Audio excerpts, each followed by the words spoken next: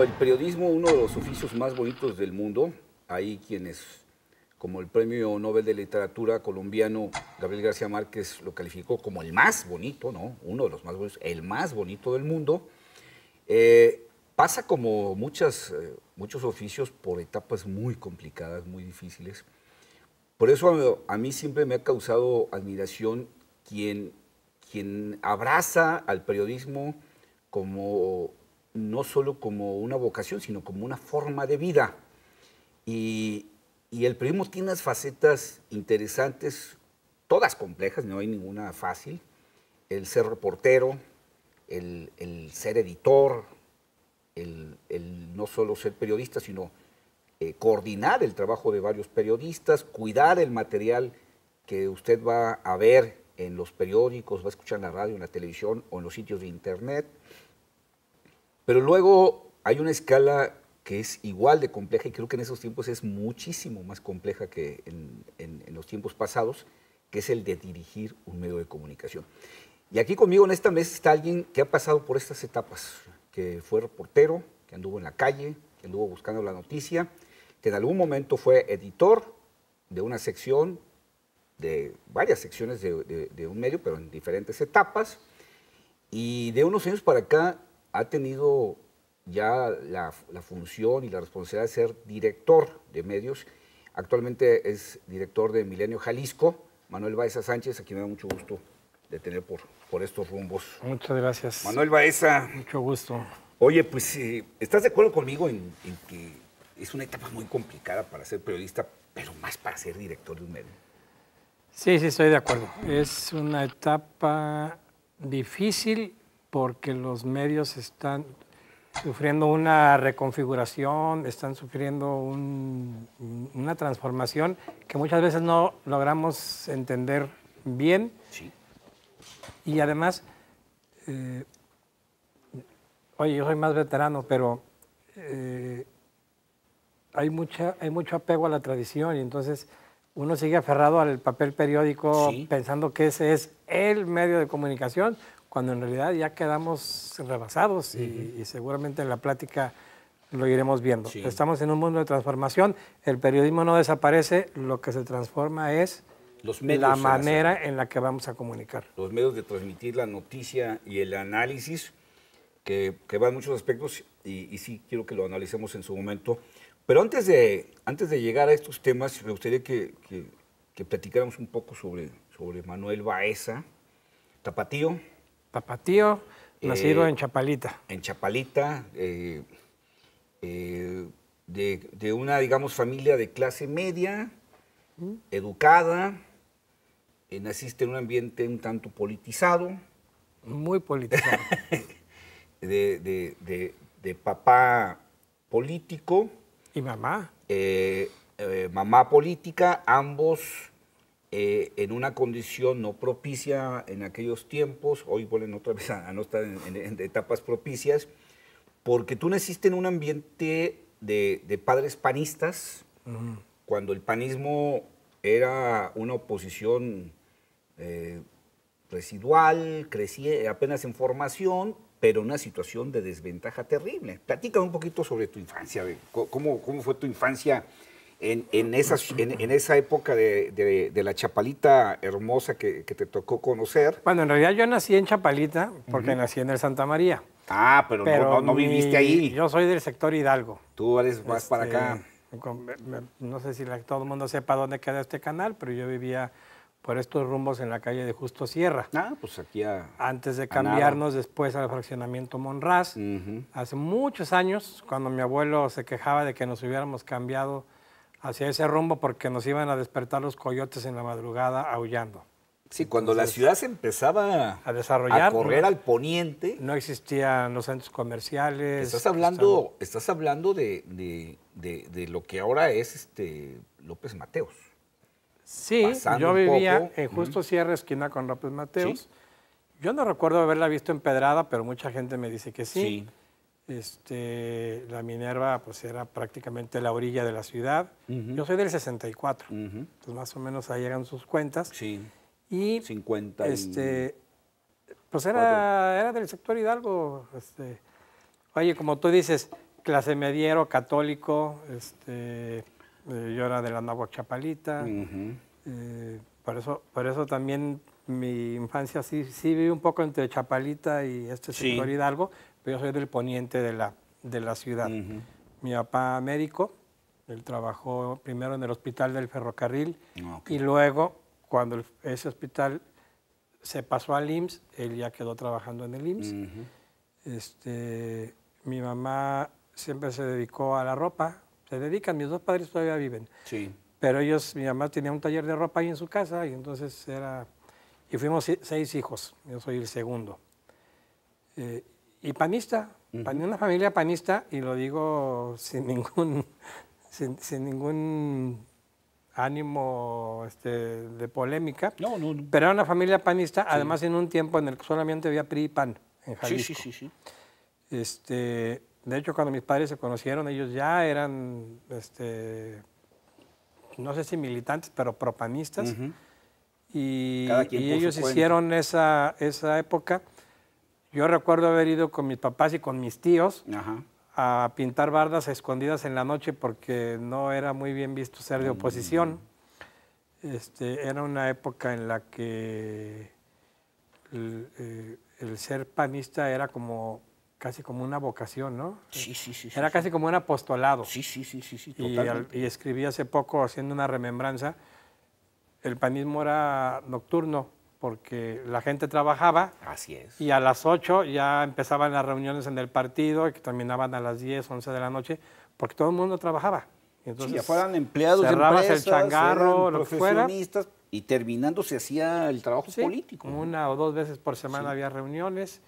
Yo participé en el juvenil, pero era el panismo de cuando el PAN no ganaba. Sí. Participaban en las elecciones, le seguían entrando a la oposición, todo contra la corriente, pero ahí estuvieron. Sí, y se ganaban en las elecciones 1 o 2 diputados plurinominales y ya. Y se acabó. Y si caía un garbanzo de libra de repente, algún municipio, alguna cosa así, pero nada más, o sea... Oye, Tepa, creo que ese era el que ganaba, uno sí el PAN, y uno el PRI, y uno el PAN, pero prácticamente no, si no ganaban en los altos en algún municipio, no había PAN. No, y en aquel tiempo todavía pensar en ganar Guadalajara, Zapopan, pues era así, era una locura. Algún día lo verán nuestros hijos tal vez. ¿No? Sí, era una cosa de locura. Y así fui, ¿Estudiaste en? Clase mediero yo. Te decía primaria y secundaria en el Anáhuac. Me pasé al Instituto de Ciencias, siguiendo hasta la tradición familiar, que mi papá es egresado de ahí. Prepa en el instituto y estudié Ciencias de la Comunicación en el ITESO. Estudiaste Ciencias de la Comunicación tal vez eres de las primeras generaciones donde el estudio de la ciencia de la comunicación ya se veía como una profesión sólida, seria. No era lo que es hoy, pero ya se empezaba a visualizar como una carrera en forma, ¿no? Sí, curiosamente en el ITESO el enfoque era hacia la investigación, a propósito. Entonces uno se peleaba con los maestros y decía, oye, pero es que yo quiero aprender cámaras y periodismo, y me decían, no, aquí la investigación es lo importante, y si no, pues te puedes ir a otro lado. Digo, no lo decían así, pero casi. Por eso había... Pocos periodismo de calle.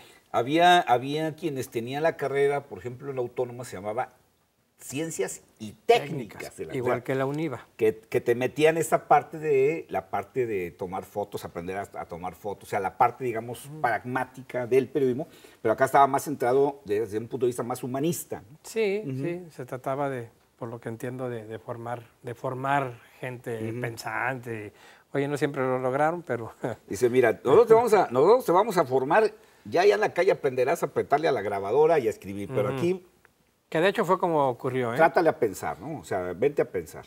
Y yo estudié Ciencias de la Comunicación porque yo quería hacer radio. Entonces, lo que nunca he hecho en mi vida. Bueno, salvo algunas intervenciones pequeñas, hay algunas invitaciones. Pero yo sí entré diciendo, voy a hacer radio, y a lo mejor radio musical, y en la preparatoria teníamos un muy buen amigo, Felipe Leal, su papá era socio de donde estaba Stereo Soul. Ah, ok. Se me olvidó ahorita el nombre de la emisora, pero ahí en Pablo Casals. Y entonces íbamos con él y veíamos las cabinas y veíamos cosas de los programas. Nada más veíamos. Los cassettes. Pero ya uno veía máquinas enormes y todo, locutores. Y yo dije, voy a hacer radio. Ajá. Me voy a dedicar al radio. Y ya estudiando, yo fui compañero de muchos, pero Diego Petersen era mi compañero. Y decidieron fundar un semanario que se llamaba Paréntesis. Sí, cómo no. Entonces me invitaron. Y mi primera chamba en Paréntesis fue de fotógrafo. Mala decisión porque soy miope, entonces las fotos no eran... Y además no es como ahorita, ahí sí había que... No, y el visor era... Sí. Uy, híjole, yo también le sufro por esa parte. Y yo me acuerdo muy bien que sí, mi primera gran asignación como fotógrafo fue ir junto con Laura... Ay, se me olvidó ahorita, del Informador, hombre. Castro. Sí, Laura Castro Golarte. Golarte, sí. Fuimos corriendo al PRI porque se destapaba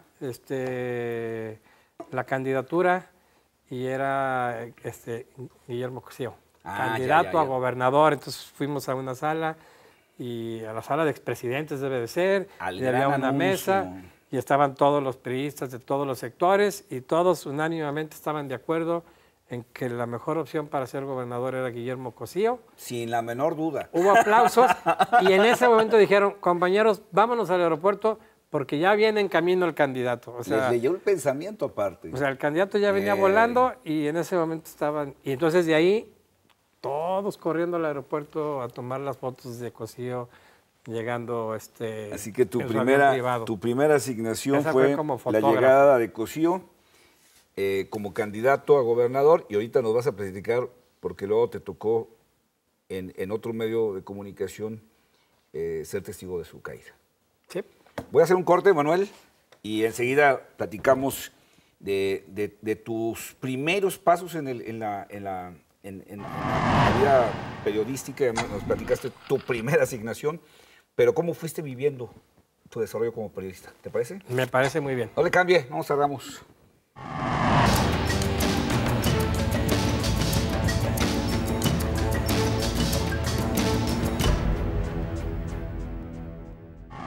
Continúo aquí con Manuel Baeza Sánchez, director de Milenio Jalisco, periodista de toda la vida de carrera, que nos está platicando los brillantes de su trayectoria. Así que empezaste yendo a tomar fotografías del destape de Guillermo Cosío Vidaurri. Así es, para Paréntesis. Que era para el semanario Paréntesis, que además hizo buena época en aquel tiempo. Fue, creo que un medio...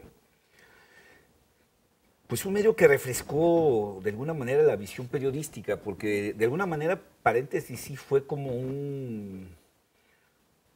fue un primer buen paso a la modernización del periodismo en Jalisco. Digo, los semanarios que conocemos en Jalisco pues eran del corte tradicional, con un periodismo baratón, muy oficialista. Los medios diarios, los periódicos diarios pues prácticamente estaban en la misma condición. Y los medios antes de Paréntesis eran fundamentalmente de periodistas de oficio de talacha, no de formación universitaria, ¿no? Pero en esa época, porque estamos hablando de finales de los 80s, sí, había dos grandes referentes. Uno era Uno Más Uno, sí, claro, que había devenido en La Jornada. Así es. Entonces, nuestro gran espejo era La Jornada. Sí. Pero uno no estaba en condiciones de hacer un diario.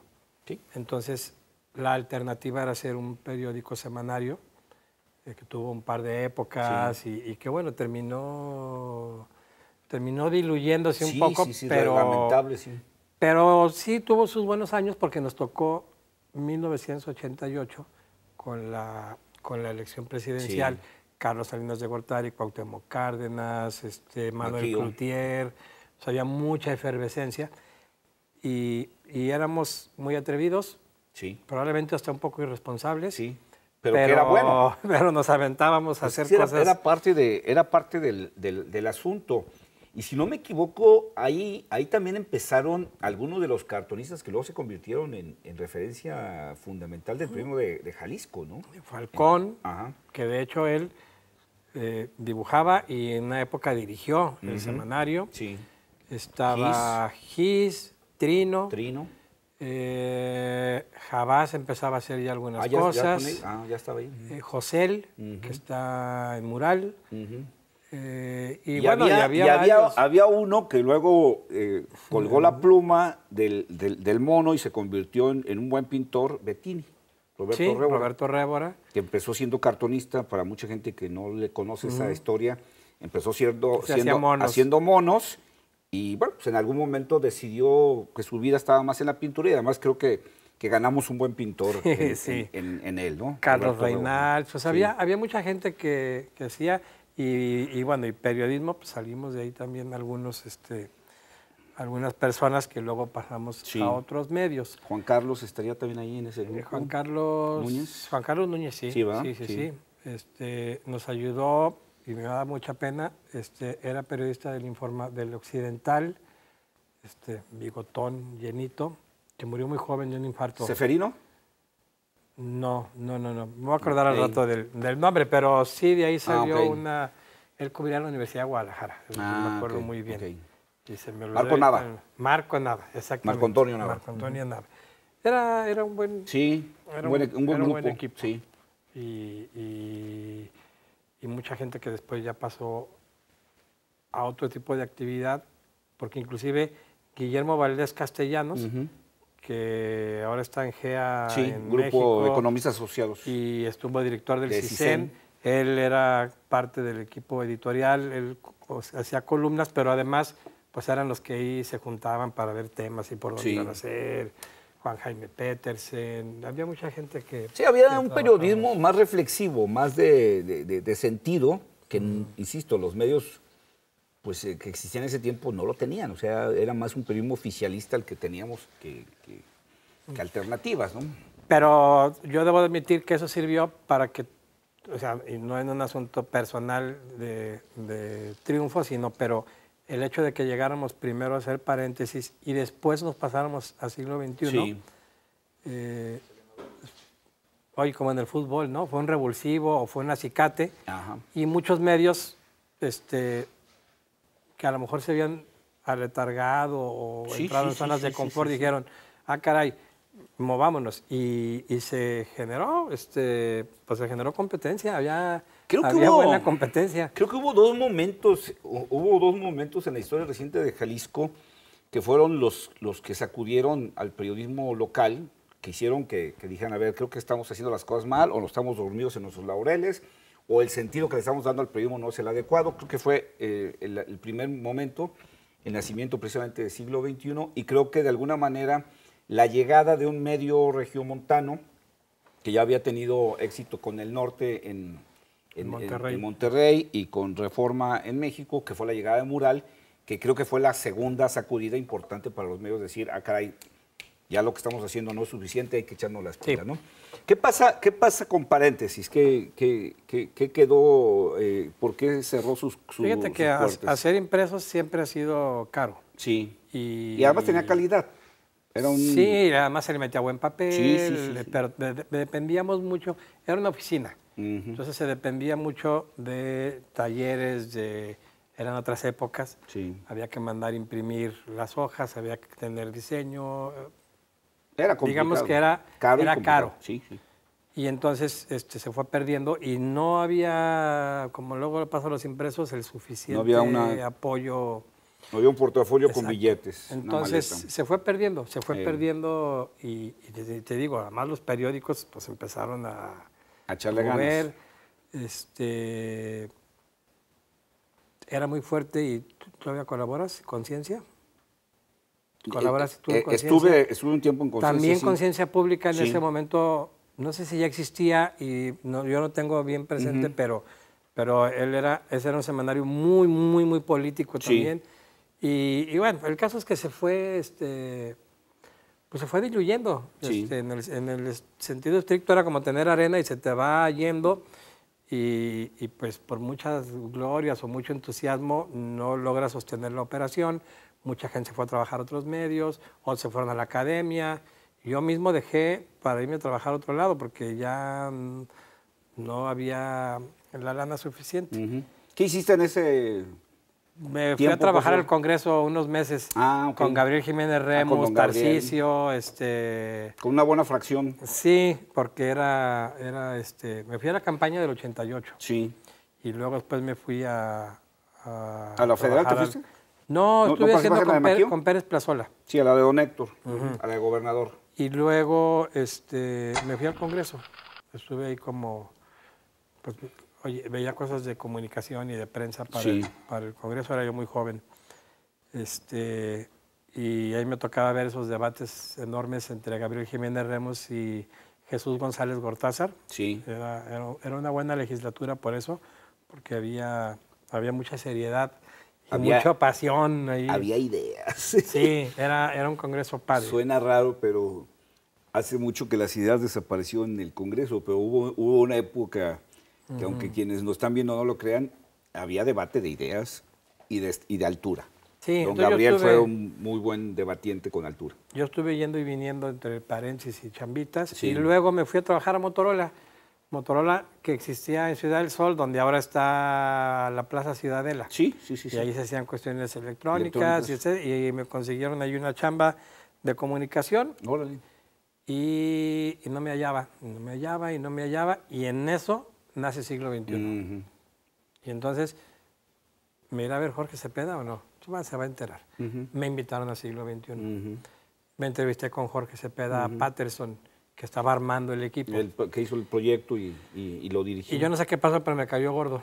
Okay. Entonces, cuando salí dije, a volar. En mi vida trabajo yo no voy a... Y menos con este tipo. Y entonces, pues yo seguí trabajando en Motorola. Y ándale, que sale el primer número de Siglo XXI, y que lo veo y dije, híjole, ya no me quedo tan gordo. Muero de ganas por irme. Por estar aquí. Y ya me llamaron, oye, pues que si te vas a venir o no. Y dije, sí, renuncio. Hasta que no lo vi impreso. En forma. Y luego ya después me hice muy buena amistad con Jorge. Pero me acuerdo perfecto que ese día dije... Aquella edición donde aparecían todos los colaboradores en la escalera, ¿no? Que fue, me acuerdo de esa primera portada del inicio de... Que debe haber sido que el 92, más o menos. Yo creo que fue el 92. Por ahí. Sí. Que fue el inicio y que además llegaron con este proyecto, tú fuiste parte, digo, aunque no subiste en el primer, no sales en esa foto. No salió los primeros días, pero sí. Pero fuiste parte prácticamente del proceso desde el inicio de un medio que además de llegar con esta visión de la que hablamos, una visión nueva, también llegó en un momento que era importante y que era una buena coyuntura para un medio, ¿no? Estamos hablando de una crisis política que se venía dando, que deriva pues, en todo esto que pasó después, las explosiones del 22 de abril, la muerte del cardenal, y el desenlace con la salida de Guillermo Cosío, que creo que ya en este momento el periodismo del siglo XXI le estaba dando una parte importante, una visión diferente a la sociedad de Jalisco, que a lo mejor otros medios no hubieran hecho si no hubiera estado siglo XXI. ¿No? Sí. Fuimos el primer tabloide que yo recuerde. Sí. Digo, salvo que hubiera existido alguno anterior y yo esté faltando ahí, pero... Yo no recuerdo. Fuimos el primer tabloide. Se le daba muchos... no tenía pases. Son cosas que ahorita ya... Uy, no. Pero era un periódico que no tenía pase. Sí, o sea, la nota empezaba y terminaba en la misma página. Claro. Cuando la costumbre en muchos periódicos era... Leías, pase a la 14 y todavía pase a la 20. No, y los que fuimos lectores del Excelsior sufríamos... No, bueno, ahí eran páginas y páginas. Pase a la página 8 y luego pase a la página 2 de la B y luego pase a la C. Tras secciones. Y acababas todo manchado de tinta antes de terminar una nota. Bueno, tengo que hacer una segunda pausa. Ahora que realicemos, me gustaría que platicaras más a detalle esa experiencia de la llegada del siglo XXI. Que te tocó vivir desde dentro. Muy bien. Regresamos rapidísimo, no le cambie.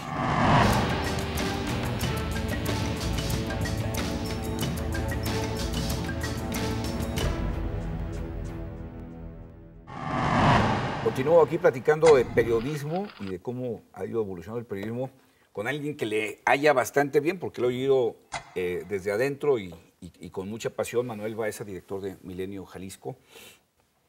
Estamos platicando antes del corte de la llegada de siglo XXI y de esta coyuntura política que se estaba viviendo en Jalisco, política y social. Creo que ya estaba el sistema político haciendo agua, ya estaban crujiendo las vigas del barco del sistema político y creo, no sé cómo lo veas tú, que lo viviste desde dentro, creo que de alguna manera el siglo XXI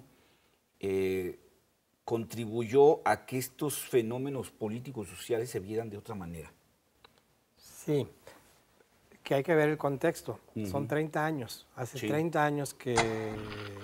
92, digamos, estás hablando de otro México. Poco menos, pero es un hecho equivalente al actual. Sí. Yo lo puedo decir así. Vivíamos en el sistema de partido único y ya la gente ya no estaba contenta con el sistema.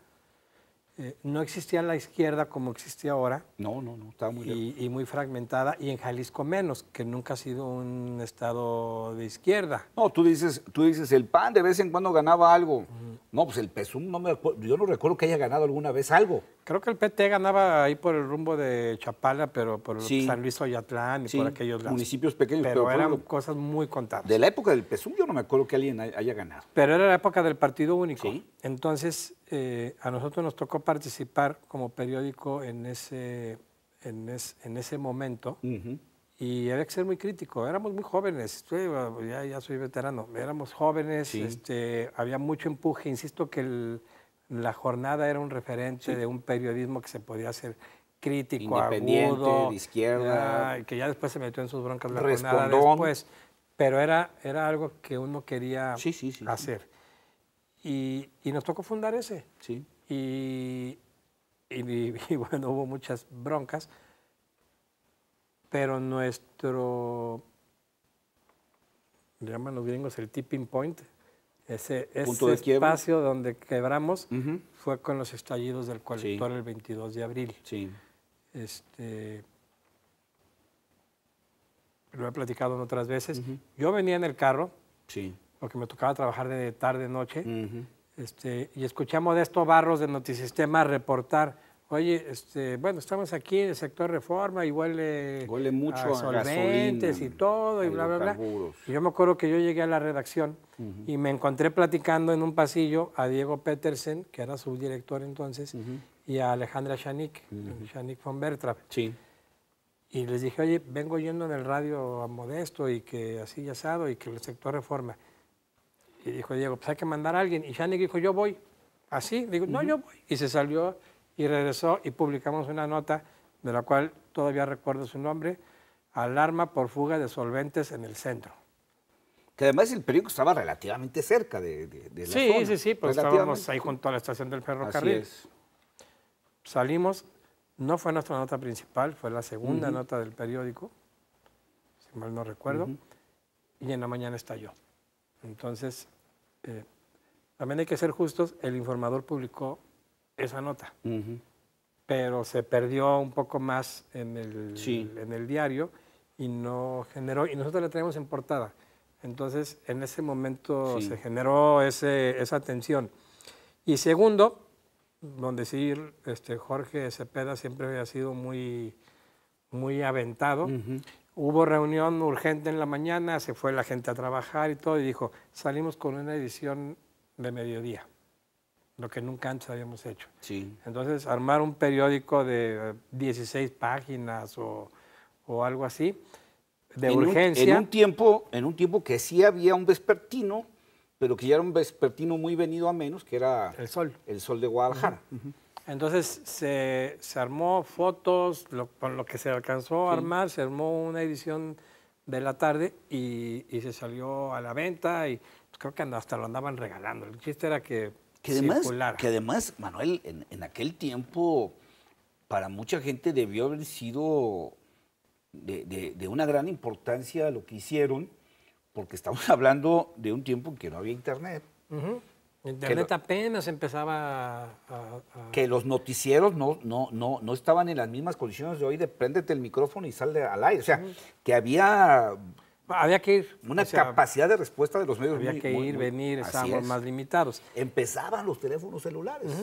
Y el segundo gran éxito de esa edición Primero fue la vespertina, pero la segunda fue, es decir, una genialidad de Jorge. Decidió que no íbamos a titular informativamente, sino editorialmente. Y es la famosa cabeza que decía entre signos de interrogación y la explicación. Sí. O sea, no era salir como muertos o algo, sino era quién nos va a dar respuesta a esto que pasó. Que a lo mejor para los puristas y los tradicionalistas de los periódicos, pues era una blasfemia, era una ruptura a las reglas, editorializar una cabeza.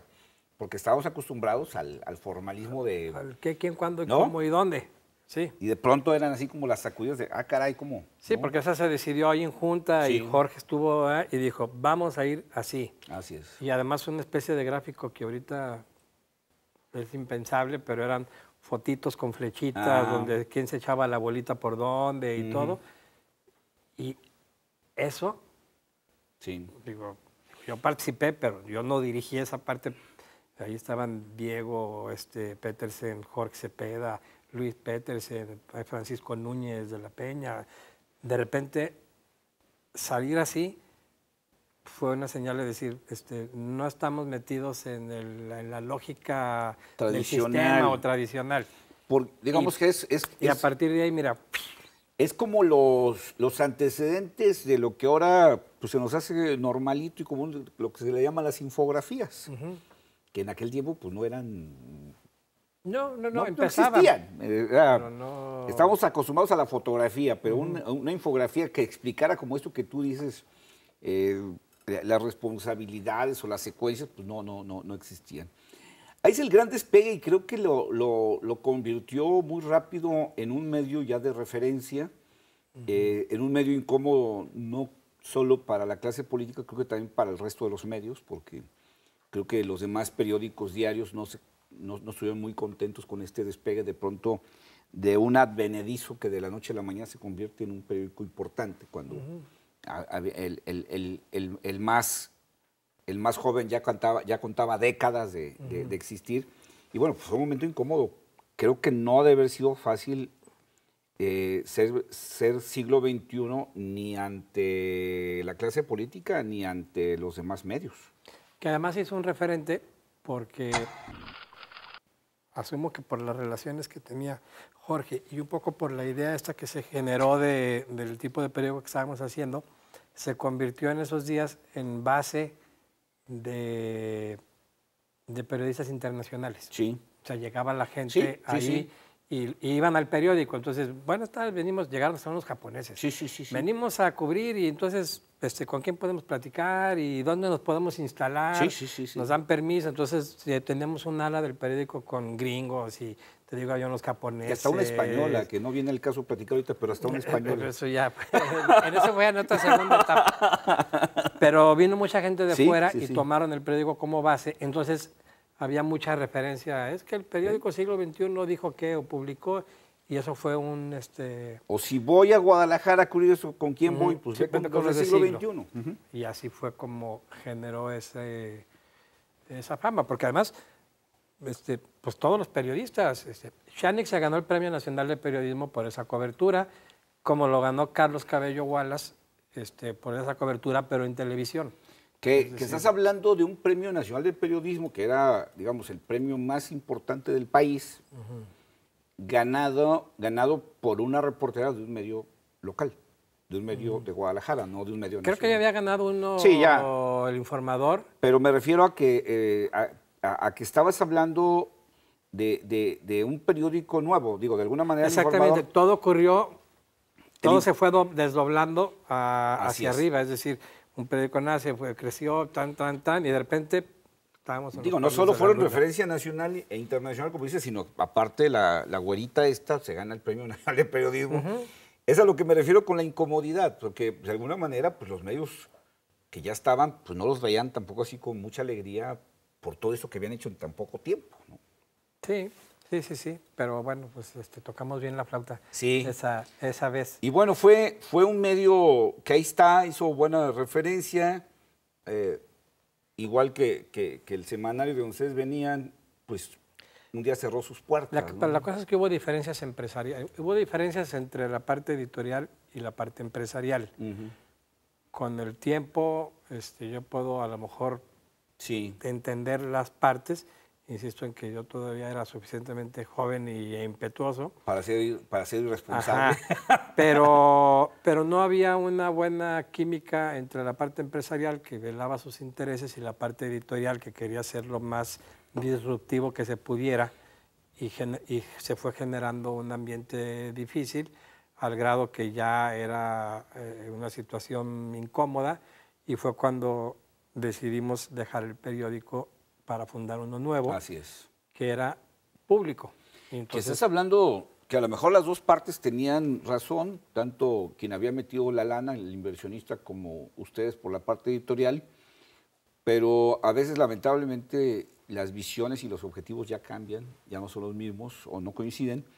Y bueno, pues en eso se vino el cierre y el nacimiento de otro periódico, o sea, ya era el tercero a fundar. Nosotros nos fuimos. Sí. Y se quedó un equipo y se contrató un equipo y se mantuvo varios meses. Que al cabo pero digamos la cortina. Pero a final de cuentas terminaron. Si ustedes se fueron antes del desenlace precisamente eso, y bueno, fue la fundación de Público. Y nos fuimos a fundar Público como un periódico absolutamente independiente, con accionistas pequeños que le metieron dinero, y la apuesta de que íbamos a cargar con el prestigio del siglo XXI y los lectores iban a pasar, que en parte sí ocurrió, pero nos duró un año la aventura. Necesito hacer un último corte, ahorita que regresamos me platicas este año de aventura, y quiero que le entremos ya a tu etapa ya como director. Va. Regresamos muy rápido, no le cambie.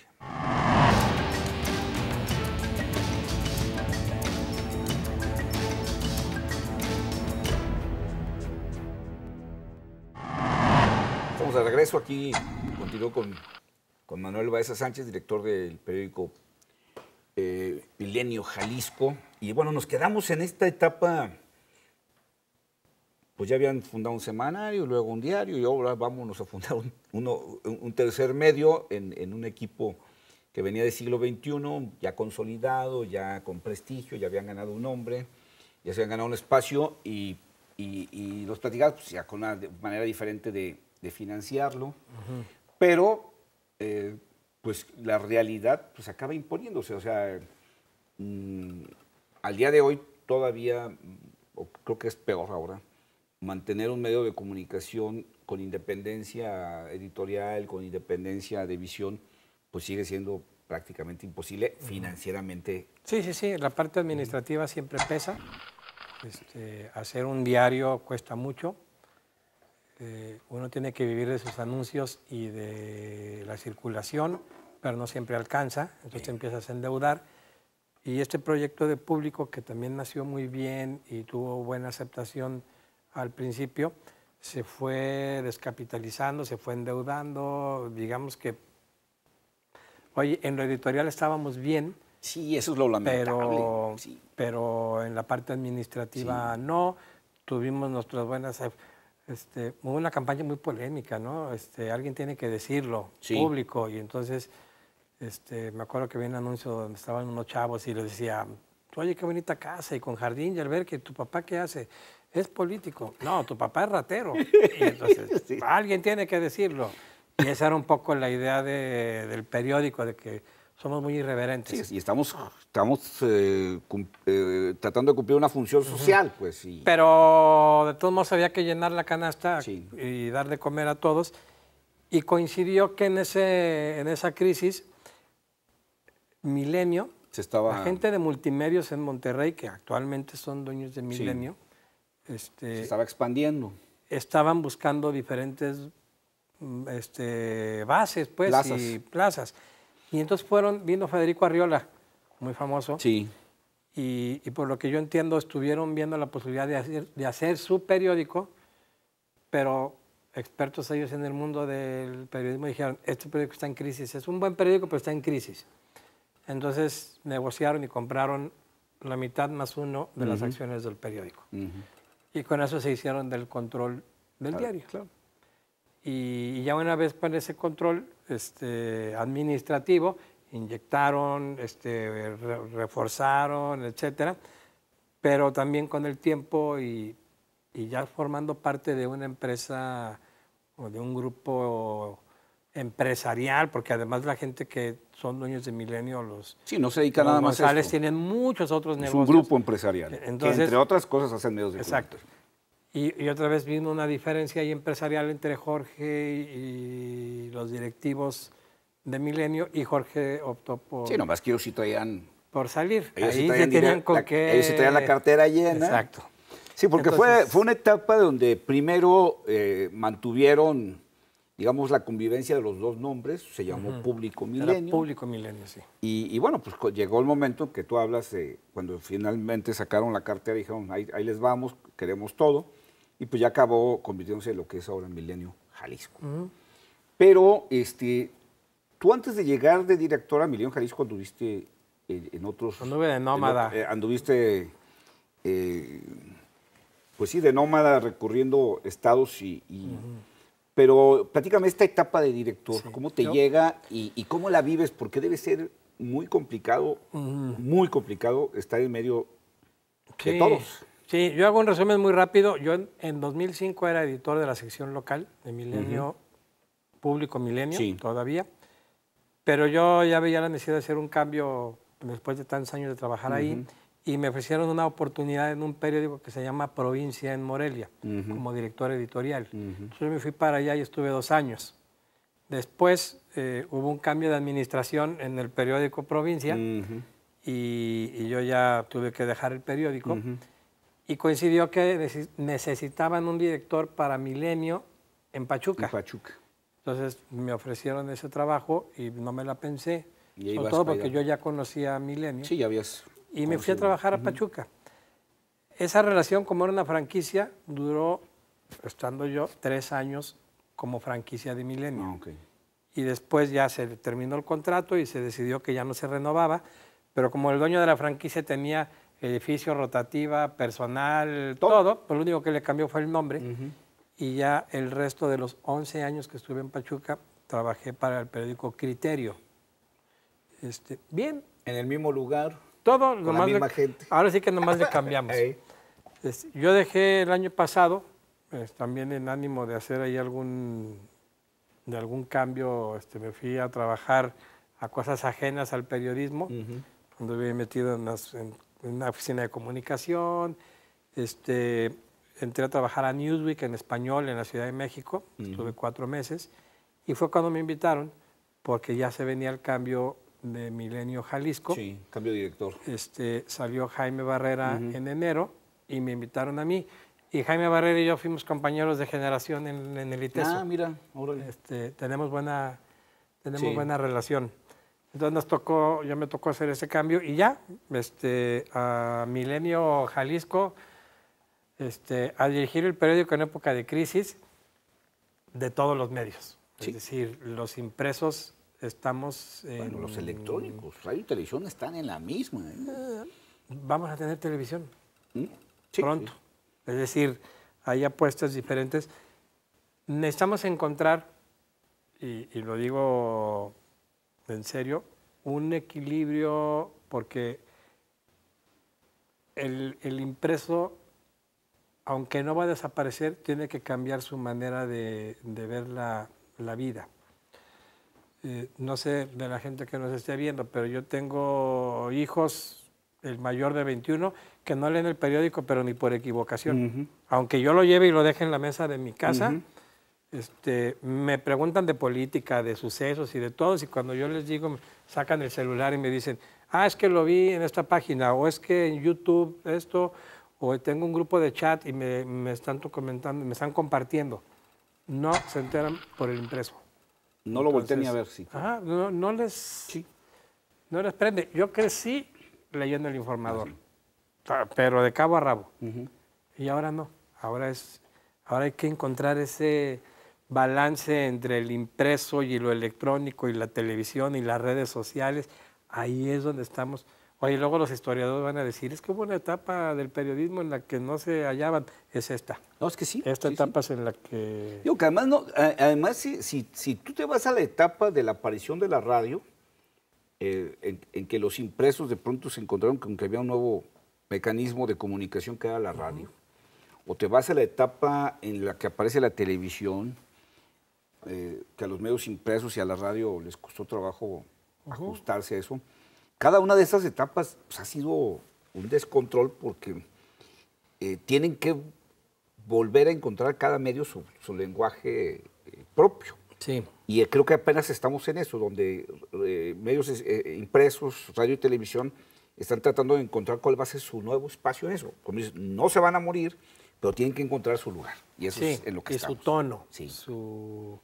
Oye, decía Luis Petersen, algunos lo conocerán, sí. Nos decía, es un viejito al que hay que cuidar bien. El impreso es un viejito al que tenemos que cuidar y mantenerlo, pero ya es un referente obsoleto para muchos. Ahora tenemos que hacerlo un viejito encantador. Sí, con un estilo. Viejito que los jóvenes quieran sentarse con el viejito a convivir. Estás en medio de todo. Estás en medio de los que ven los números, estás en medio de los dueños, estás en medio de los periodistas, y debe ser bien complicado. Sí, es complicado. Alguna vez decía Jorge Cepeda, al que menciono mucho, que ser director de periódico era ser como director de circo, que tenías que estar en todo. Se la creo. Yo hago mi propio y digo que tienes que ser como un malabarista. Sí. Y entonces tienes que estar ahí porque desde mi posición, aunque yo estoy en la dirección editorial, pero desde mi posición yo tengo mucho conocimiento de las partes administrativas, obviamente de la parte editorial, y luego hay que ver hacia arriba hacia la parte empresarial, dueños. Entonces, uno tiene que estar moviendo las pelotitas para poder hacer el número, pero sin inclinarse hacia un lado. Es una... se lo digo a los compañeros, nunca sean directores de periódicos. Porque eres al que le reclaman los reporteros, eres al que le reclaman los editores de las secciones, eres al que van y le reclaman los de ventas. Exacto. Eres al que le piden cuentas los dueños, es al que le reclaman los políticos, los funcionarios a los que mencionaste. O sea, oye, hasta los lectores, mano. Entonces, bueno, los lectores. De que, ¿no? Oye, ¿qué cosas son estas? Sí, es una chamba difícil, pero al mismo tiempo hay que pensar en la parte editorial. Sí. Es decir, en el fondo es información. Tenemos que generar información y a su alrededor tiene que haber un sinfín de actividades que generen, vendan, sustenten. Al final de cuentas... Pero si no estamos dando información dura, seria, analítica, lo que tú quieras, si no, no. Al final de cuentas el barco se va a mover precisamente por información. Bueno, lamentablemente se me acabó el tiempo. Siempre me angustia llegar a este momento cuando hay todavía muchas cosas que platicar. Pero bueno, así es este asunto. De aquel muchacho que pensaba hacer radio a hoy, ¿qué balance haces de estos años de periodismo en todas estas etapas que te ha tocado vivir? Bueno, yo estoy muy contento de haber optado por esta profesión. Yo creo que no estoy equivocado, aunque haya días en que no me quiero levantar de la cama.